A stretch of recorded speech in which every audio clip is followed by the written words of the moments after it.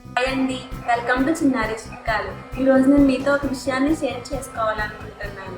పూర్వం పెద్దవాళ్ళు చిన్నపిల్లలకి ప్రతిరోజు తలస్నానం చేయించేవారు. బట్ డాక్టర్స్ ఇప్పుడు ప్రతిరోజు వద్దు, వారానికి 2-3 సార్లు మాత్రమే చేయించండి తలస్నానం అని చెప్తున్నారు. అసలు ఎందుకు ఇలా చెప్తున్నారు? ఈ రెండింటి మధ్య డిఫరెన్స్ అనేది తెలుసుకుందాం. పూర్వకాలంలో ఇంత ఫెసిలిటీ అనేది లేదు, ఫ్యాన్లు లేవు, ఏసీ లేదు, కరెంట్ సిస్టమ్ అనేది లేదు.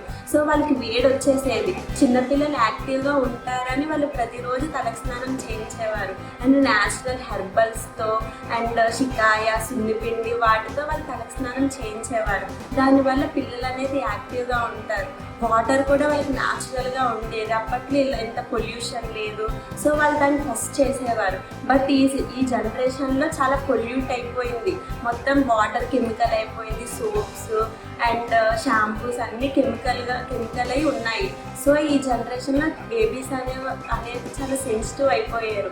సో డైలీ తలస్నానం చేయించడం వల్ల స్కాల్ప్ అనేది ఇంకా సెన్సిటివ్ అయిపోతుంది. సో డైలీ ఈ జనరేషన్లో మనకి ఇది కరెక్ట్ కాదు.